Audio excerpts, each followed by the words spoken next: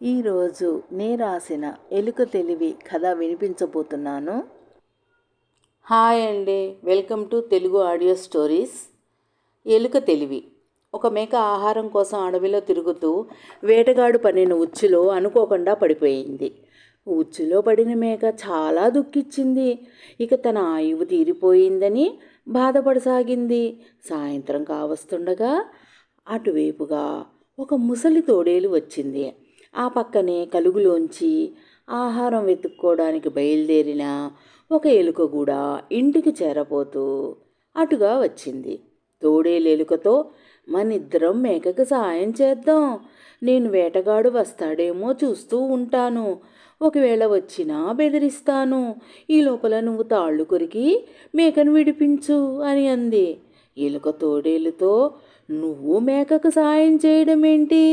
నేను మేకను విడిపించగానే నువ్వు చంపి తినేవని నమ్మకం ఏంటి అని అడిగింది.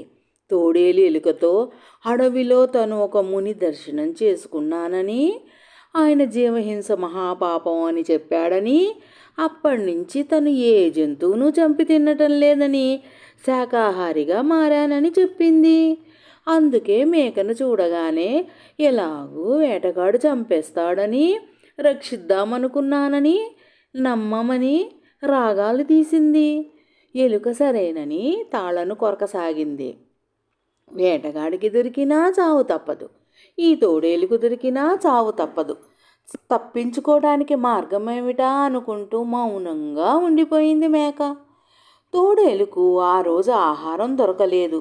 ఉదయం నుంచి ఆహారం కొరకు వెతికి వెతికి అలసిపోయింది.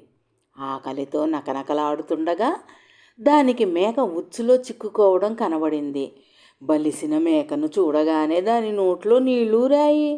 అటువైపు వచ్చిన ఎలుకను చూడగానే దాని మనసులో ఒక ఉపాయం తట్టింది. అందుకే నమ్మబలుకుతూ ఎలుకతో మేకను విడిపించమని చెప్పింది. తాళ్ళు కొరుకుతున్న ఎలుక అనుకుంది, జాతి వైరే ఎలా మారుతుంది? ఈ తోడేలన్నీ అబద్ధాలు చెప్పింది. తను మేకను విడిపించగానే పట్టి చంపేసి కసకసా నమిలి తింటుంది, అందులో సందేహం ఏమీ లేదు. ఇలా అనుకున్న ఎలుక తోడేలుతో ఉచ్చుతాళ్ళు గట్టిగా ఉన్నాయని, కొరకడం తనకు కష్టంగా ఉందని, విడిపించడానికి చాలా సమయం పడుతుందని, తన పళ్ళు అంత పదునుగా లేవని, అక్కడికి కొంత దూరంలో రెల్లుగడ్డి దగ్గర కొన్ని ఔషధ మొక్కలు ఉన్నాయని, ఆ ఆకుల పిండి పసరు తన పంటికి పూస్తే పళ్ళు వెంటనే పదునెక్కుతాయని, చిటికెలో మేకను విడిపిస్తానని చెప్పింది. అసలే ఆకలితో ఉన్న తోడేలుకు మేకని ఎంత తొందరగా విడిపిస్తే అంత తొందరగా తినవచ్చని, సరే అని నేను ఆ ఆకులు కోసుకొస్తాను అని వెళ్ళింది. ఎలుక గబగబా తాళ్ళు కొరికి మేకను విడిపించింది. మేక బయటికి వచ్చి ఎలుక తెలివిని అభినందించి తన ప్రాణాలు కాపాడినందుకు కృతజ్ఞతలు చెప్పి బ్రతుకు జీవుడా అనుకుంటూ తప్పించుకు పారిపోయింది. తోడేలు తెలివి తక్కువతనానికి నవ్వుకుంటూ తన కలుగులోకి వెళ్ళిపోయింది ఎలుక.